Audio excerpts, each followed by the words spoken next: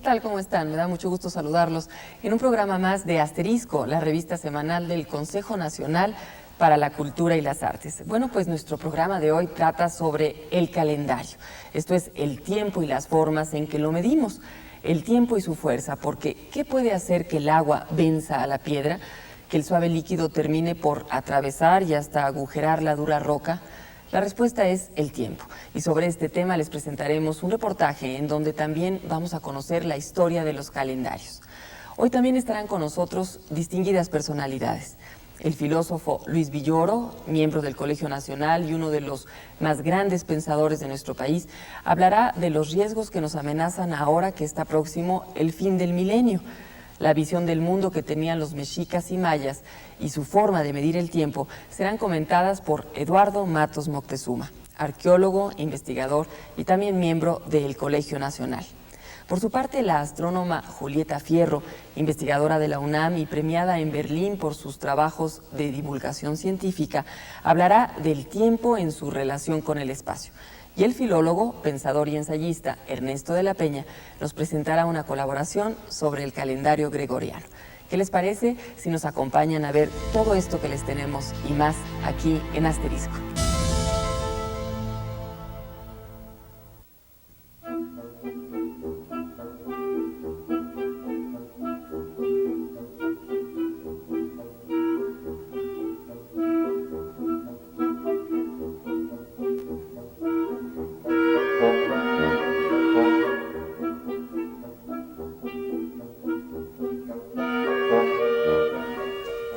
Vamos a comenzar pues con un reportaje sobre el sentido del tiempo y los calendarios. Acompáñenos.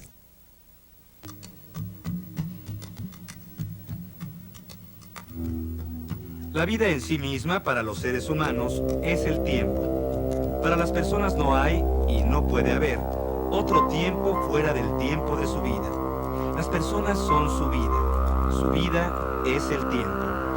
La manera de medir el tiempo para todos, por medio de los fenómenos, como el aparente o real movimiento del Sol y de la Luna, es comprensible por ser conveniente y práctico.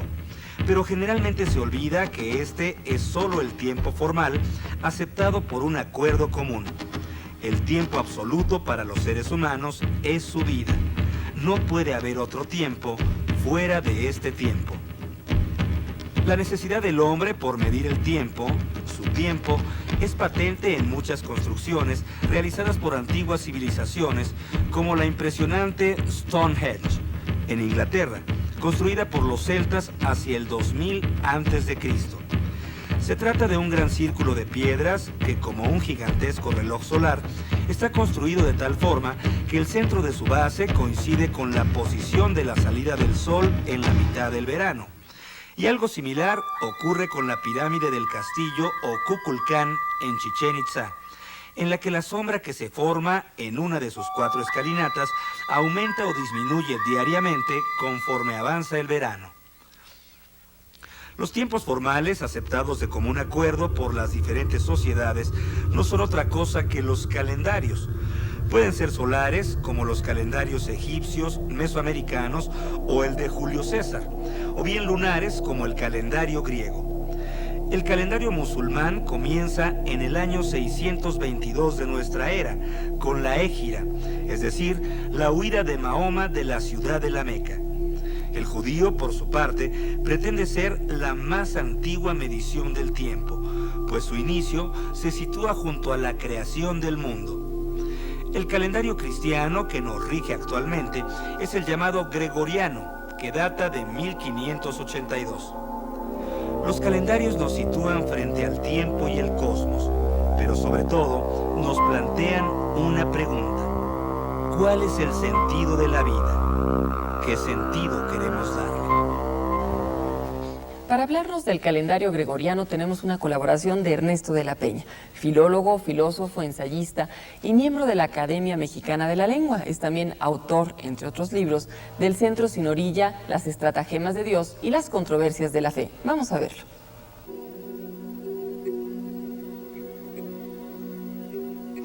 La civilización occidental espera la llegada del tercer milenio. Para la mayoría nos encontramos en el borde mismo del segundo, ya que muchos individuos suponen que el año 2000 se inicia ese tercer período que en todos provoca desconcierto y un poco de temor. Esa misma mayoría, formada por un enorme grupo de seres humanos, no ha tomado en cuenta que los ciclos seculares, es decir, los siglos, comienzan a partir de 0 para terminar en el número 100 y no en el 99. No es difícil percibir, pues, que el final de nuestro ciclo, el segundo período milenario cristiano, no comenzará hasta el año 2001, pues el 2000 es precisamente el final del segundo.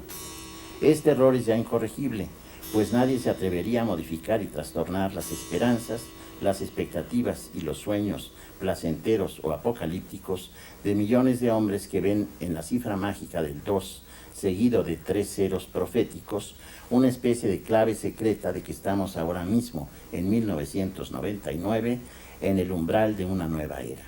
Es más, si alguien hiciera la corrección, fracasaría.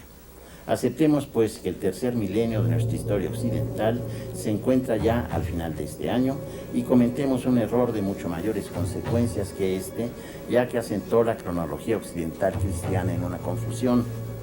Hemos de añadir que no es insólito que un personaje de relieve menor ocupe por razones fortuitas un lugar de primera categoría en el escenario histórico, y este es el caso que ahora nos ocupa. Para casi todos, excepto para unos cuantos especialistas, entre quienes es ya un conocimiento elemental, Dionisio el Exiguo o Pequeño es un nombre desconocido. Sin embargo, a sus confusiones debemos nuestra actual zozobra de encontrarnos al término de una etapa y ante el inicio de otra que, claro está, no sabemos qué puede tenernos separado. Nuestro tiempo es tiempo cristiano, puesto que se basa en la fecha de nacimiento de Jesucristo, y esta fecha, también lo saben de sobra los eruditos, es aún materia de controversia. Pero no puede haber duda de que el monje Dionisio el Pequeño, erudito sacerdote de origen escita, que vivió en el siglo VI de nuestra era, fue comisionado por el Papa para computar la fecha en que vino al mundo Jesús. El monje, por razones de respeto y para propagación de su fe de cristiano en el orbe romano, es decir, en la comunidad de las naciones convertidas a la nueva creencia, decidió basarse en la cronología romana, aceptada entonces donde quiera. Este sistema de cómputo contaba sus tiempos a partir de la fundación de la ciudad eterna, lo cual se dice en latín ab urbe condita. Al hacerlo, Dionisio pretendía que la gente se olvidara de los años romanos, que tomaban en cuenta la vida de los emperadores, breve por definición, si consideramos la extensión de una existencia humana, y propuso como inicio de los cómputos cristianos lo que él llamó la era de la encarnación, es decir, la que se inicia con el nacimiento de Cristo en lugar de la cuenta que se usaba en su tiempo, la llamada era de Diocleciano. De acuerdo con los cálculos de Dionisio, la era de la encarnación había comenzado el 25 de marzo del año 754 a partir de la fundación de Roma. Comenzó entonces lo que ahora se llama era dionisíaca o era dionisiana, cuya vigencia llega hasta el presente.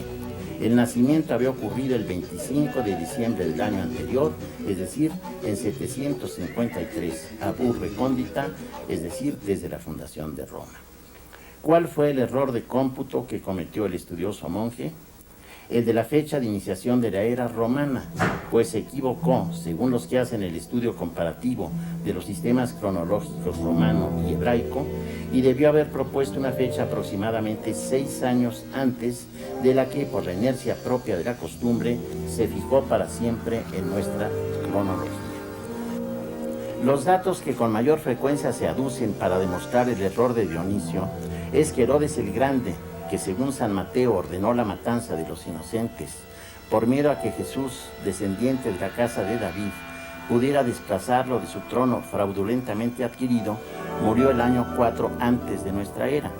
Por consiguiente, ¿cómo pudo disponer la ejecución de los niños de hasta 2 años de edad? Se había muerto cuando menos 6 años antes, es decir, 4 más 2 de la edad de los infantes que fueron sacrificados. Por lo demás, la existencia histórica de Herodes el Grande está testificada con precisión en muchas fuentes documentales antiguas, en especial en el notable historiador Flavio Josefo. Es importante que no confundamos a este Herodes con Herodes Antipas, que era su hijo, y que tan nefasta actuación tuvo en el suplicio del Cristo. Hemos de decir que los miembros de la dinastía herodiana llevaban todos ese nombre como señal distintiva de su origen y de sus pretensiones al trono. En resumen, y dicho de un modo breve, nuestra era, si queremos atenernos a los tambaleantes datos históricos que se conservan acerca de Jesucristo, debió de haberse iniciado hacia el año 6 o hasta el año 8 o 7 antes de la fecha que nos sigue rigiendo. Por sorprendente que parezca, nos encontramos, de conformidad con el cálculo que nos gobierna y que se basa, como dijimos, en la era romana, en un año que oscila entre 1992 y 1994. El milenio nos queda a mayor distancia y quienes albergan temores apocalípticos y visiones de destrucción pueden respirar tranquilos por corto tiempo. ¿A qué amenazas, a qué riesgos nos enfrentamos ahora que está a punto de terminar una era? Sobre este y otros temas nos hablará el maestro Luis Villoro, filósofo, escritor y pensador, miembro del Colegio Nacional y ex embajador de México ante la UNESCO. Villoro es autor, entre otras obras, de El proceso ideológico de la Revolución de Independencia, Los grandes momentos del indigenismo en México, Páginas filosóficas y Ética y poder, que es su último libro. Lo entrevistó para ustedes Felipe Jiménez. Vamos a verlo. Maestro Villoro, muchas gracias por recibir Asterisco en su casa. Al contrario, a usted, señor Jiménez, por haberme invitado a esta charla. Gracias. ¿Qué opina usted de que midamos el tiempo con la presencia de Cristo en la tierra como referencia? Bueno, mire usted, la medida del tiempo por eras depende de circunstancias puramente humanas que cambian de una cultura a otra. En el año 1000 después de Cristo, si un viajero viniera de fuera a la Tierra, se encontraría con que hay mediciones del tiempo completamente distintas en todas las culturas, en China, entre los mayas, en Mesoamérica, los árabes, y en una de esas culturas, no la más civilizada en ese tiempo, en una de esas culturas se medía el tiempo conforme a este inicio en el año 0, antes del año 0, que es el Gosne, que marca el nacimiento de Cristo. Pero en otras culturas se medía en forma distinta. Los mayas, por ejemplo, empezaban su era a partir del año 3400, algo así, antes de Cristo. Los romanos marcaban su era a partir de la fundación de Roma, que correspondía más o menos al 4700 antes de Cristo, y así sucesivamente. Entonces es una mera circunstancia histórica y cultural que la era que actualmente solemos medir corresponda a esta medida y no a otra. El concepto de tiempo, ¿qué representa para usted? Bueno, el tiempo es, como saben los físicos, una de las dimensiones de la realidad, ¿no? Es la dimensión, la realidad misma no puede entenderse si no admitimos esta dimensión del tiempo. Pero el tiempo humano, el tiempo de las culturas, es un tiempo que depende de mediciones completamente arbitrarias. Aunque, naturalmente, los años se han podido medir en casi todas las culturas altas mediante procedimientos astronómicos, y en esto corresponden a ciclos físicos astronómicos. Sin embargo, la medida de las eras del tiempo, de los períodos del tiempo, la pregunta con la cual empezamos, ¿por qué medimos el tiempo a partir de tal año y no a partir de otro? La medida del tiempo es completamente dependiente de las culturas en cuestión y refleja una elección cultural. La elección de nuestra era cristiana refleja el proyecto cultural del Occidente, que tiene como base, en gran medida, tuvo como base el cristianismo. Pero, en fin, otras culturas con otras creencias, aunque es totalmente arbitrario, depende de cada cultura. Cada vez se habla más de que hay que vivir el presente sin ideas preconcebidas. ¿Qué opina usted de eso? No, yo creo que es imposible vivir el presente sin ideas preconcebidas. Depende de lo que queramos decir por esto. Es imposible vivir el presente sin darle un sentido al presente. Darle un sentido al presente es proyectarlo hacia un futuro, hacia una meta que podamos considerar valiosa. Y es también adaptarlo, este presente, a un pasado existente. El presente solo, sin esta línea del tiempo, no existe.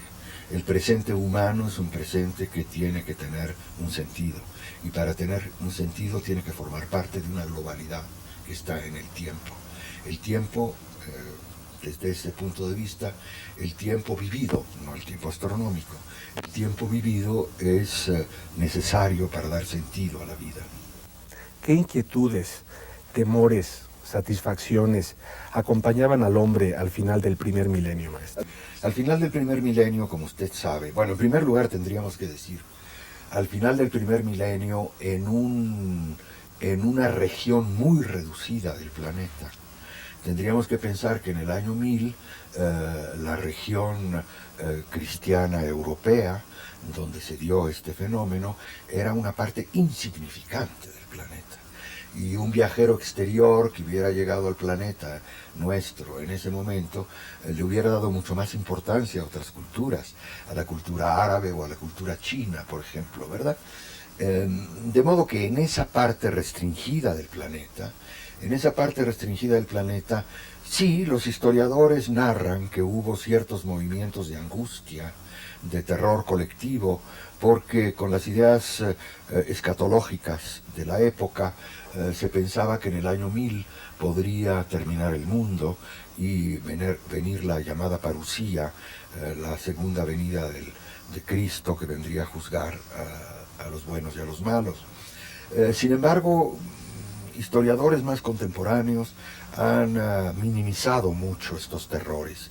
Creo que estos terrores se dieron en ciertas capas poco educadas de la población, ligadas a ciertas sectas dentro del cristianismo, apocalípticas o escatológicas, que anunciaban el fin del mundo, como actualmente los testigos de Jehová y otras sectas anuncian también a menudo el fin del mundo.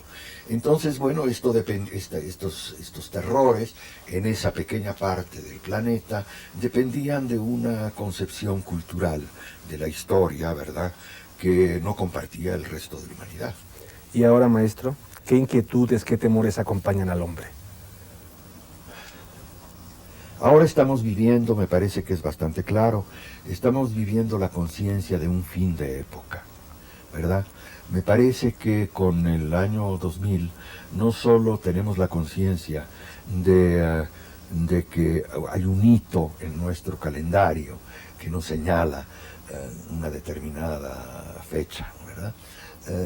Sino que además creo que hay la conciencia generalizada de estar viviendo un cierto fin de época, o el principio de un fin de época.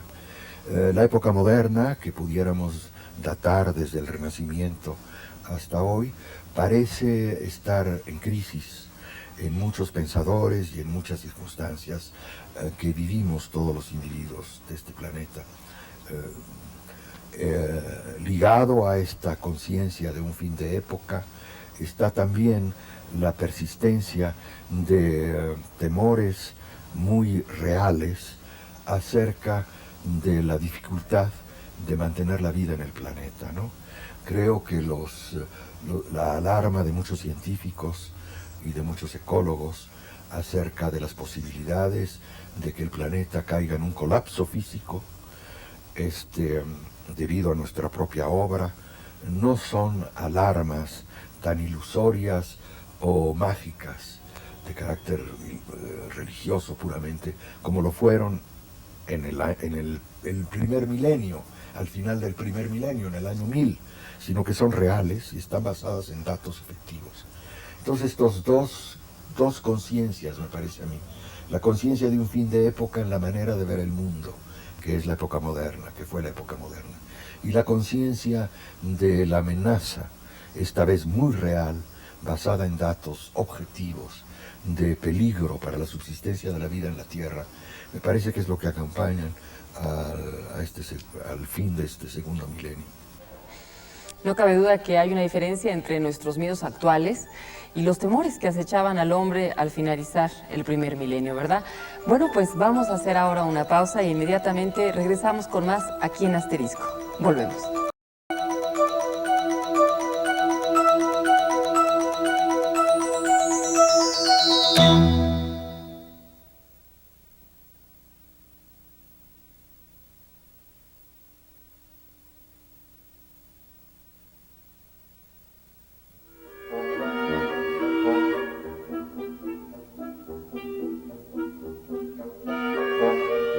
Bueno, pues en este primer reportaje que les presentamos vimos algo sobre la historia de la medición del tiempo.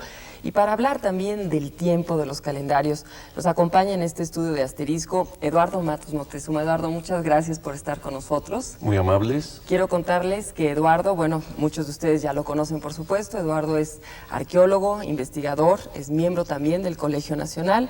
Él ha estado al frente de las excavaciones del Templo Mayor en el centro histórico de nuestra ciudad. Y bueno, para decirles algunas de las publicaciones que Eduardo tiene en su haber, les puedo mencionar Los dioses se niegan a morir, Vida y muerte en el Templo Mayor, Ideas acerca del origen del hombre americano, Muerte al filo de obsidiana, Las piedras negadas y Memoria gráfica del Templo Mayor. Eduardo, pues, si te parece, antes de hablar de esta concepción del tiempo para los aztecas y para los mayas, nos gustaría preguntarte cómo y en base a qué ellos determinan esta medición del tiempo, si tiene que ver con lo místico, con esta concepción del mundo guerrero también para ellos, esta observación de la naturaleza. Bueno, esto último que has dicho es precisamente lo que nos va a dar la clave, esa observación de la naturaleza. Fíjate que hay un fenómeno interesante. Desde que el hombre es hombre, ha observado la naturaleza. Primero, cuando eran grupos cazadores, recolectores que dependían de la cacería, observaban el movimiento de las manadas porque de eso iba a depender su propia vida. Al momento que se descubre la agricultura, viene este fenómeno de observar también la naturaleza, los cambios que hay en ella y el movimiento de los astros.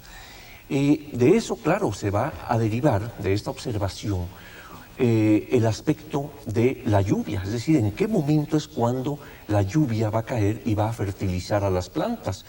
Entonces ahí empieza toda esta observación de ver y pues calendarizar, ¿verdad? Observar y ver en qué momentos, cómo está coincidiendo con el crecimiento de las plantas. Van a observar que hay momentos en que no hay esa lluvia, que por lo tanto viene la sequía y demás. De ahí pues ya estamos a un paso de que se cree el calendario, ¿no? Y estos pueblos agrícolas, fundamentalmente guerreros también, pues van a establecer ese calendario en base a las deidades, a los dioses, al movimiento de los astros, a los meses, a los días. Fíjate que es muy interesante cómo hay un mito náhuatl, precisamente del centro de México, en el que los dioses son los que van a establecer primero los rumbos del universo, van a establecer los tres niveles, ¿verdad? El inframundo, el nivel terrestre, donde las plantas van a crecer, etcétera, y los niveles celestes. Entonces ya aquí pues tenemos cómo esa acción o supuesta acción de los dioses son los que van a establecer esos, digamos, esos niveles y cómo los dioses igualmente van a mandar el agua a la tierra y cómo el hombre va a trabajarla para poder crear y cultivar estas plantas, ¿no? Y en esta idea del tiempo, de medir el tiempo, de controlarlo, exacto, entre comillas también, claro, con lo que la naturaleza nos impone o imponía a los pueblos de Mesoamérica, ¿qué hay de este sentido de la muerte? Porque también medir el tiempo es para controlar el tiempo de vida, ¿no? La claro, muerte. ¿Qué podrías decirnos antes de detallar lo que es el calendario azteca? Claro, fíjate que esto es interesante por lo siguiente, es decir, la gran dualidad del mundo prehispánico es vida y muerte. Es decir, eso lo vemos plasmado en todos, en sus mitos, en el templo mayor no es más que eso, es decir, es precisamente vida y muerte, es Tlaloc y Huitzilopochtli, que son las dos deidades que están presentes ahí, el dios del agua, de la fertilidad, de la vida, y el dios guerrero, ¿verdad? Huitzilopochtli, el dios que se relaciona con la muerte, etcétera, ¿no? Entonces, vida y muerte va a ser una dualidad fundamental, y precisamente los calendarios mesoamericanos, de los diversos grupos mesoamericanos, van a estar basados en esa dualidad y en esa observación de la naturaleza, en la cual hay un momento a lo largo del año en que hay los meses de fertilidad. Es cuando el agua cae, cuando Tlaloc y los tlaloques envían el agua, y por otro lado es también la observación de la muerte, como a lo largo de ese año también hay un momento de sequía, ya no hay lluvia, las plantas pierden sus hojas, se caen, viene un momento más frío, etc. Entonces ellos van a dividir precisamente en vida y muerte, ¿no? En el momento de fertilidad, en la temporada de lluvias, y el momento de muerte en la temporada de secas. ¿Y qué podrías decirnos de cómo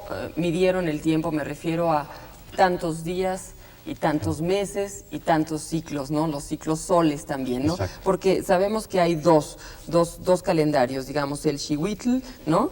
Y después el Tonalpualli, uno adivinatorio, otro que sigue el sol, ¿no? Exacto. Platícanos un poco de cómo estaban conformados, cómo medían el tiempo y qué implicaban para estos pueblos prehispánicos. Bueno, exactamente. Había varias formas de concebir ese tiempo, ¿no?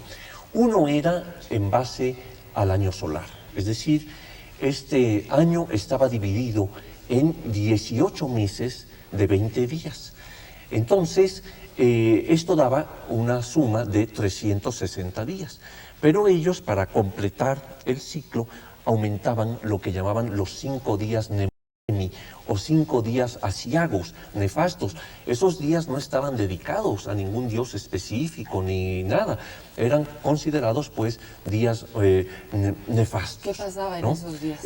Nada, la vida iba a transcurrir igual, pero, sin embargo, eran días en los que, como te digo, no estaban dedicados a una deidad específica, al contrario de los meses en que sabemos, por ejemplo, esos 18 meses, cómo estaban dedicados a un numen principal, ¿verdad? Aunque podía haber también celebración a otros dioses, pero siempre había alguno principal, ¿no? Estos 365 días, ya con los 5 días Nemontemi, eran lo que marcaban digamos, el movimiento solar, era el año solar. Y estas festividades, estos de 18 meses, pues tenían dedicatoria también en relación a lo que, más o menos, a lo que iba ocurriendo a lo largo de ese año. Vemos que hay cierta coincidencia, por ejemplo, en los meses de lluvia, pues dedicados a Tlaloc, a los tlaloques, a Xilonen, a deidades, en fin, de la fructificación de las plantas, del maíz, etcétera, ¿no? Aunque puede haber también días dedicados a ellos, digamos, previos, precisamente para atraer a la lluvia. Y después tenemos, curiosamente, los días de la seca, los días de muerte, dedicados a los dioses de la guerra o a las diosas madres, ¿no?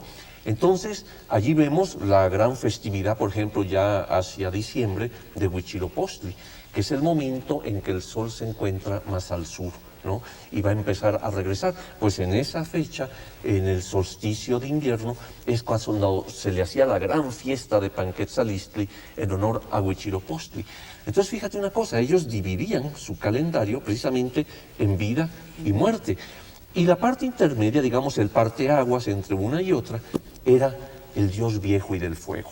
O sea, este dios, ¿verdad? El Xiuhtecutli, el Huehueteotl, que era un anciano de gran experiencia, era el que tenía, en cierta forma, que cumplir la misión de ser el equilibrio entre unas fuerzas y otras fuerzas, ¿no? Qué interesante. Si te parece, vamos a continuar con esto. Ahora queremos presentarles a todos ustedes otra reflexión.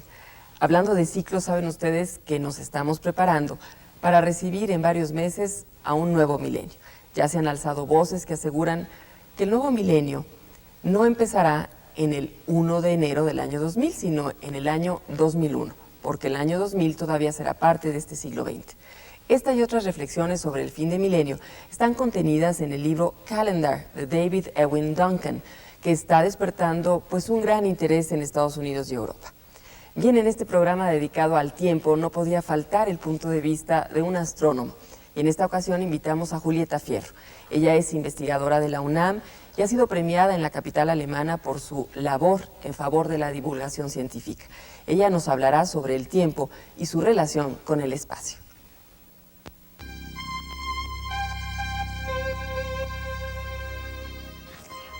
En mi opinión, lo más obvio es el paso del día y la noche.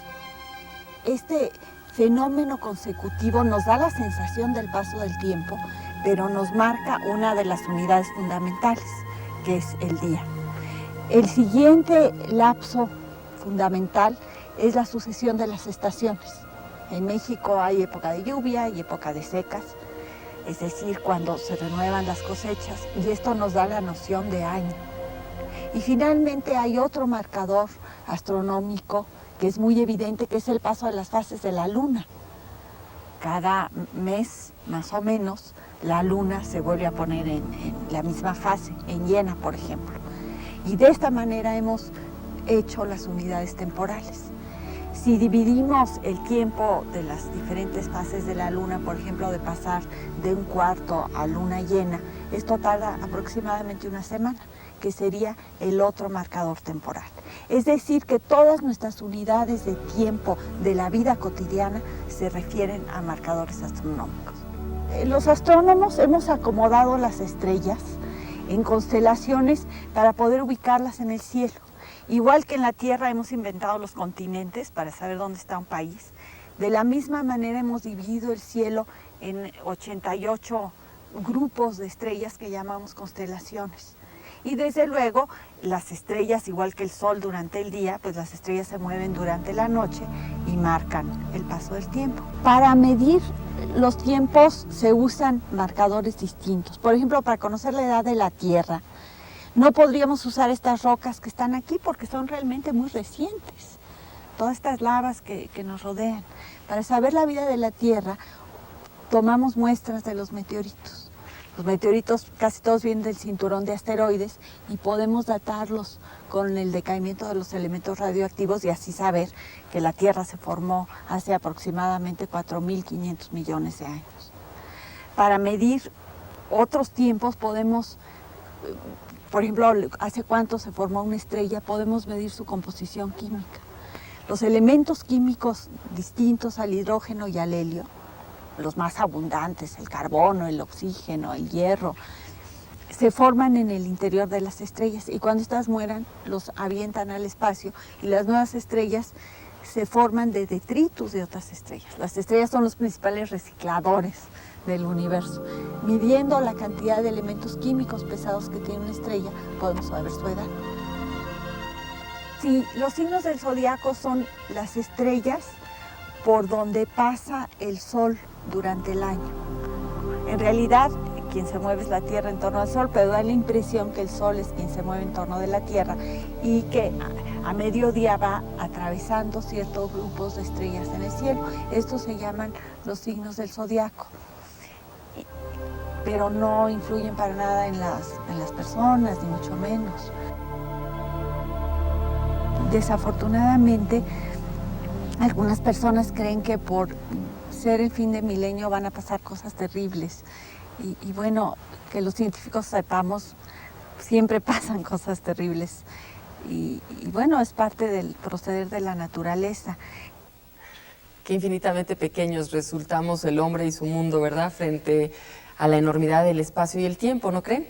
Y qué mecanismos de relojería pues tan perfecto forman la Tierra y todos los planetas girando alrededor del Sol. Bueno, vamos a tener que hacer una pausa, pero inmediatamente volvemos con más de esta charla con Eduardo Matos Moctezuma. Gracias, volvemos.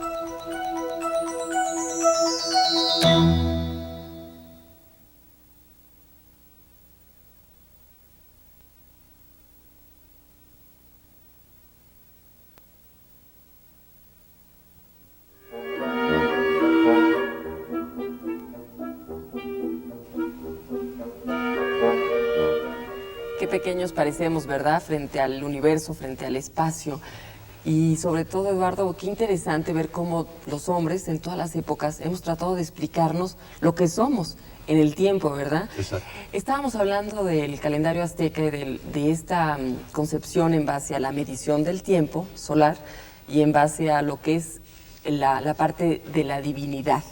¿Qué nos podrías decir, pues, de este otro calendario?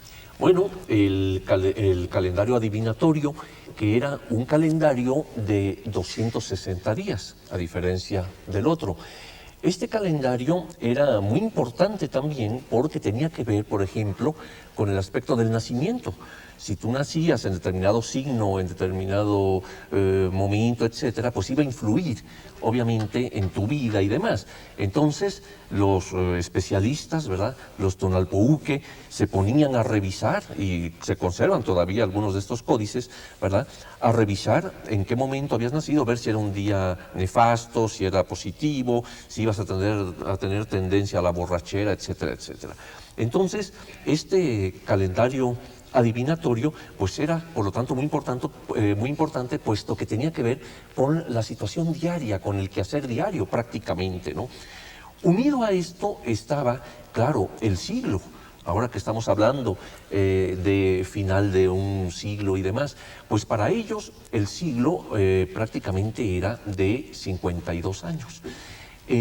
Estos 52 años era interesante ver cómo cuando se iba a aproximar ya el momento en que iba a culminar, por ejemplo, entonces se subían a los cerros, había toda una ritual, todo un ceremonial que se iba a llevar a cabo en el Cerro de la Estrella, aquí al sur de la ciudad, en donde subían, ahí se ha encontrado inclusive el adoratorio que se ubica ahí, en donde estaban observando en la noche, a medianoche, si si las constelaciones iban a continuar en su movimiento, etcétera, para ver si iban a tener otro lapso de 52 años. En ese instante, cuando veían que ya iba a haber un nuevo, iba a amanecer, ¿verdad?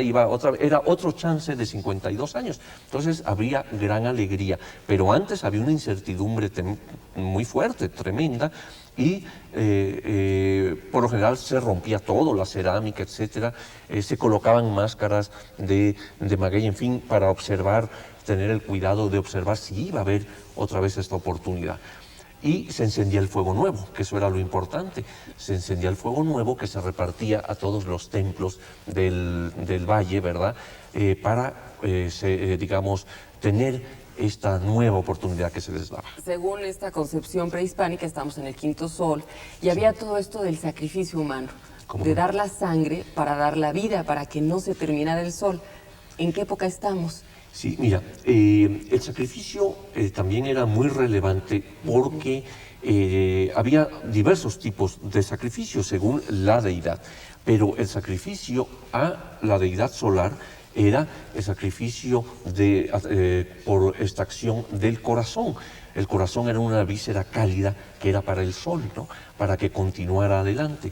Y en efecto, ya que has mencionado esto de los soles, recordemos cómo ellos también en su devenir, en su concepto del tiempo, decían que habían ocurrido 4 soles.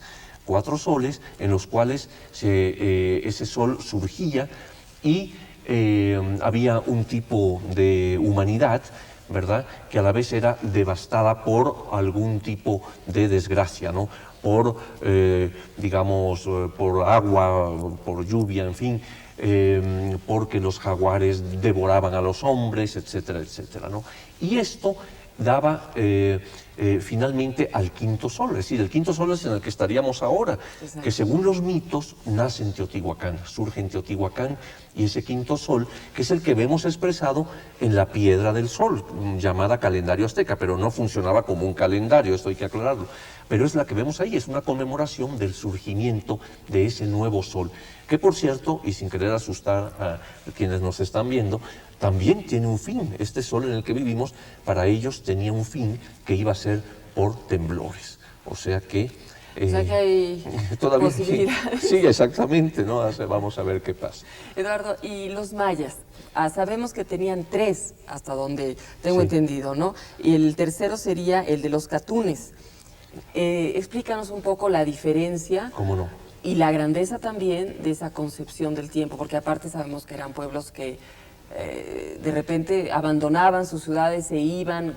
¿Cómo entendían ellos esta vida? Sí, bueno, fíjate que en general los pueblos mesoamericanos tenían una concepción general del universo. Tanto teotihuacanos, totonacos, zapotecos, mixtecos, como los mayas, por ejemplo, y los nahuas del altiplano, tenían una concepción muy similar. Es decir, el universo estaba dividido en 4 rumbos. A su vez, había 3 niveles, ¿verdad? El del inframundo, que en el caso maya lo vemos expresado muy bien en el Popol Vuh, es el Xibalbá, el lugar donde bajan los gemelos para jugar a la pelota y vencer a los señores del mundo de los muertos, ¿no? Después el nivel terrestre, el Zipacli, el lugar en que está la tierra donde habita el hombre, etcétera, donde va a ofrendar a los dioses, y los niveles celestes que también eran similares, más o menos entre todos estos pueblos, y eran estos 13 niveles, estos 13 cielos, ¿verdad?, de los cuales en buena medida estaban observados también por lo que ocurría en el movimiento de los astros. Por ejemplo, un cielo era por donde pasaba la luna, otro por donde pasaba el sol, donde se encontraba el cometa, etcétera, etcétera, ¿no?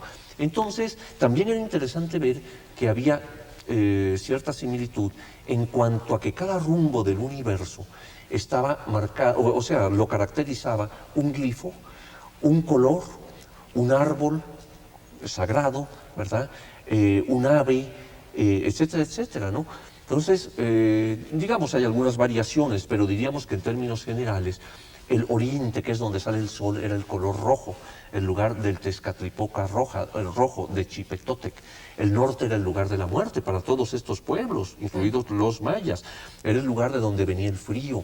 Y su glifo era el cuchillo de pedernal, por ejemplo, ¿no? El occidente era el lugar donde el sol se ocultaba para ir a alumbrar el mundo de los muertos. Era el lugar de lo blanco, era el lugar femenino del universo, ¿no? En cambio, el sur, para el azteca, por ejemplo, era el tono azul y era el Tezcatlipoca azul, que era Huitzilopochtli, su dios, ¿no? Entonces, como ves, había en general entre todos estos pueblos mesoamericanos una misma concepción con sus variantes, pero una misma concepción del universo, del devenir, del calendario. Eran pueblos agrícolas y guerreros fundamentalmente. Por lo tanto, partían de esa misma concepción universal para, digamos, entender, comprender y, como tú dijiste al principio, para controlar en cierta forma estas fuerzas que los dioses, a veces eran dioses con un rostro benéfico. Por ejemplo, Tlaloc, todo el mundo piensa que es un dios bondadoso, porque manda el agua, la fertilidad, ¿verdad?, a la tierra, pero tiene su cara negativa. Claro, entonces el hombre trata de guardar ese equilibrio en el dios. Que serían que las inundaciones, las catástrofes. El granizo, el agua en demasiada abundancia que mata a la planta también. O sea, tienen su parte masculina, femenina, su parte positiva, negativa. Entonces, hay que guardar estos equilibrios en la naturaleza para que la vida siga. Eduardo, pues muchas gracias por tus comentarios. Ha sido muy interesante conocer esta concepción del mundo que tenían las civilizaciones prehispánicas. Gracias.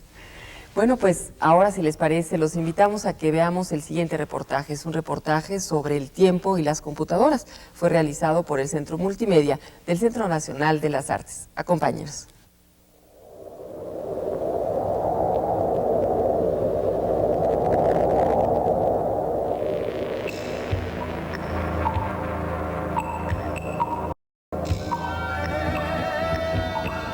Desde sus orígenes, el hombre ha utilizado todos los medios a su alcance para expresarse.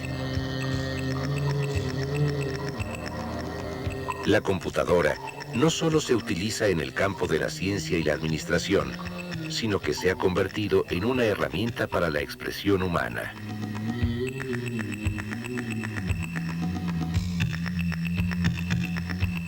Entendemos como multimedia al manejo de texto, imágenes y sonido a través de una computadora. El proceso multimedia es no lineal, es decir, que el acceso a la información no necesariamente tiene un principio y un final predeterminado, sino que se va construyendo con nuestra participación.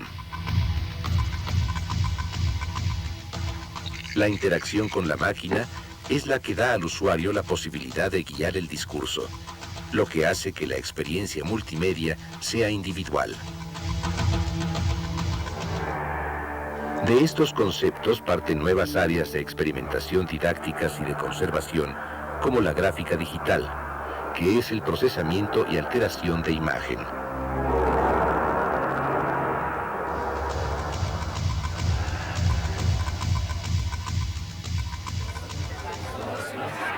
Las imágenes en movimiento y sonido son información de audio e imagen capturadas por la computadora.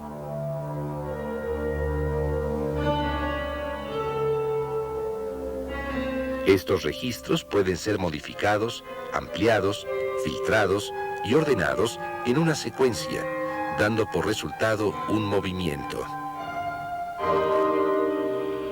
Los interactivos son la reunión de materiales de audio, video, texto, música y gráficas, accesados no linealmente por un usuario.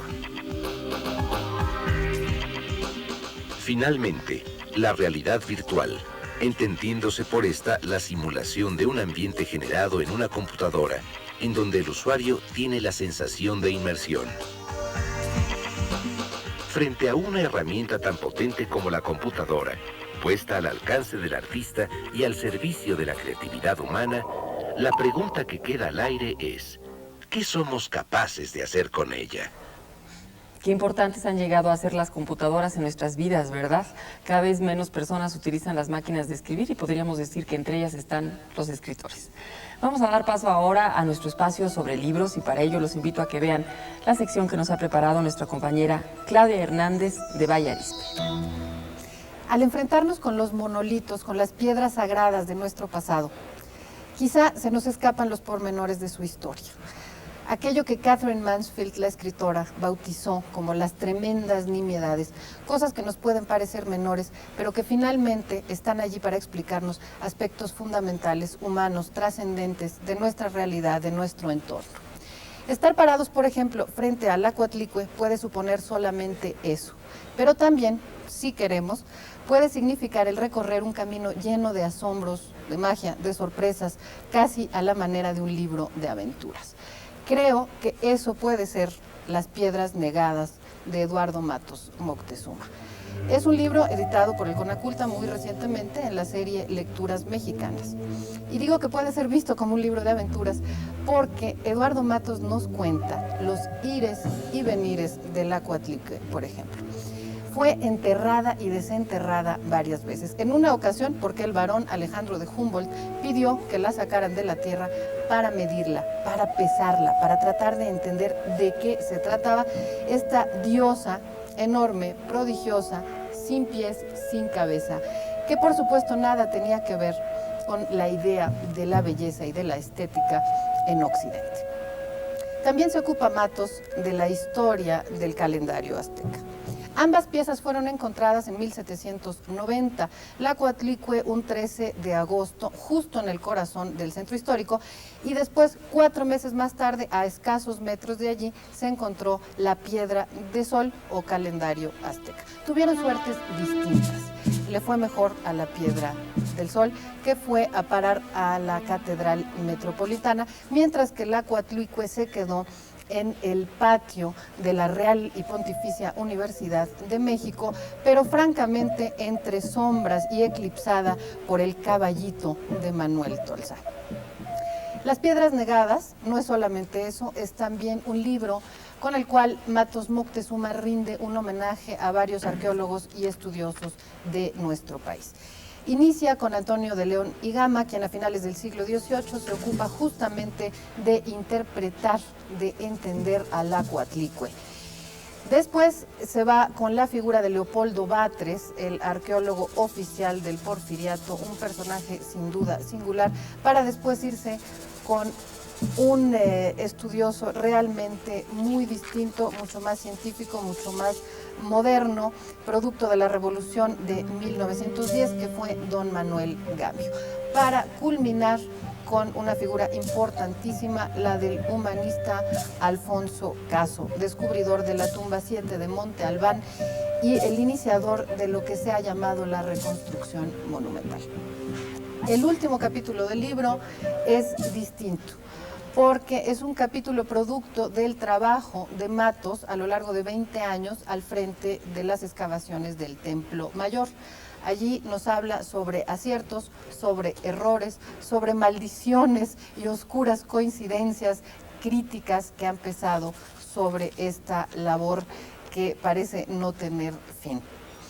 El ombligo del mundo es este lugar del Templo Mayor y lo fue para los aztecas. Tuvo ese peso enorme y tras su destrucción ha ido resurgiendo desde el fondo de la tierra para revelarnos diversas instancias de toda una cosmogonía que finalmente nos pertenece a todos.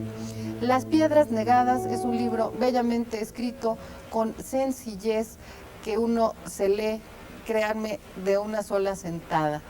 Para todo lector voraz, para todo lector curioso, es un placer este libro publicado por el Conaculta muy recientemente. Vivimos momentos en los que la creación artística está en abierta evolución en México y en todo el mundo.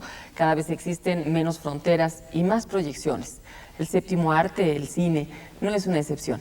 A continuación los invito a ver la siguiente cápsula sobre las actividades e importancia de la Cineteca Nacional.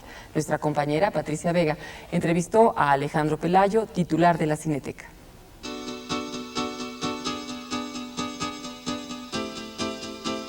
A partir de su adscripción al Consejo Nacional para la Cultura y las Artes, la Cineteca Nacional empezó a vivir una nueva etapa, caracterizada por una serie de políticas que ponen un mayor énfasis en la vocación cultural del principal archivo fílmico que existe en el país.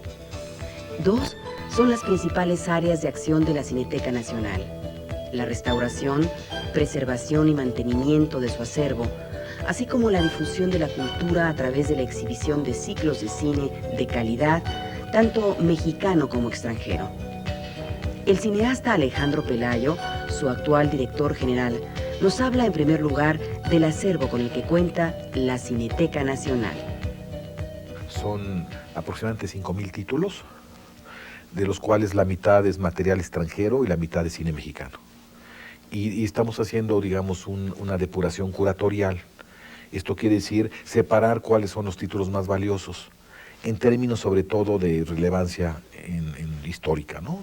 Los ciclos de directores, ciclos de lo mejor del cine mexicano. Y entonces ese material, bueno, darle un tratamiento especial, porque es el que nos interesa más preservar, ¿no? De manera paralela, el corazón de las actividades de la Cineteca está integrado por los diversos ciclos de cine que se exhiben en sus instalaciones. En lo que respecta a los criterios de programación, Alejandro Pelayo expresa: Tú tienes dos programaciones. La cotidiana, estamos rescatando fundamentalmente lo más importante en la historia del cine. Durante este año, por ejemplo, ha habido 2 o 3 ciclos. El ciclo de Georges Méliès, el ciclo de Henry Langdon, estamos preparando Las divas italianas, y lo que es increíble es que viene mucha gente. En el ciclo Méliès, en la inauguración, vinieron 500 personas a ver películas de Méliès, con acompañamiento de piano, y vino la nieta de Méliès a explicar una serie de circunstancias de la vida de Méliès. Entonces, hay un interés por la historia del cine. Por otro lado, tienen las películas, ciclos, por ejemplo, semanas, nos llega en abril, nos llega la semana de Islandia, tenemos una retrospectiva de cine vasco, un ciclo sobre Atome y Goyan, o sea, mezclando un poco géneros, autores, corrientes cinematográficas.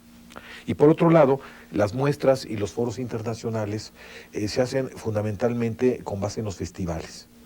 O sea, tratamos de cubrir los festivales más importantes, si no personalmente, a través de enviados, de tal forma que tengas una como actualización permanente.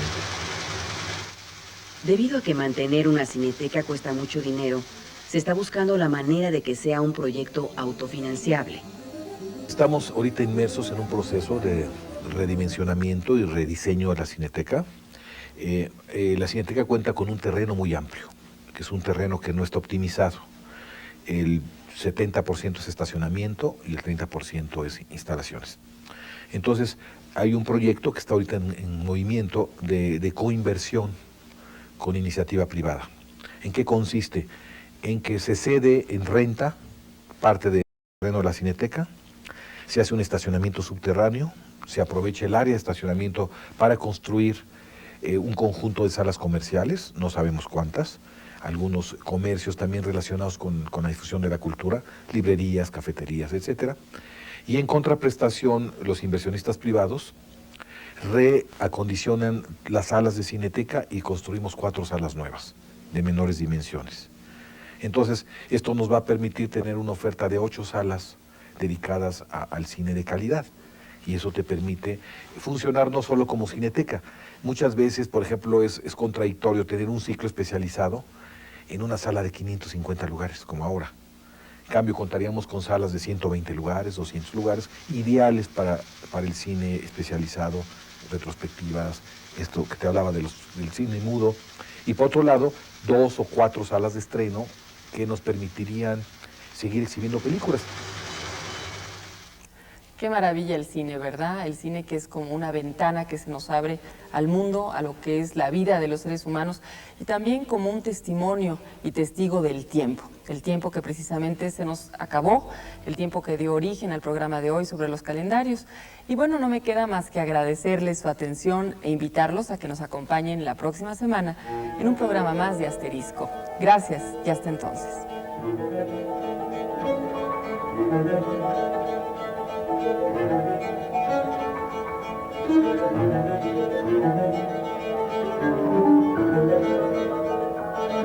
Thank you.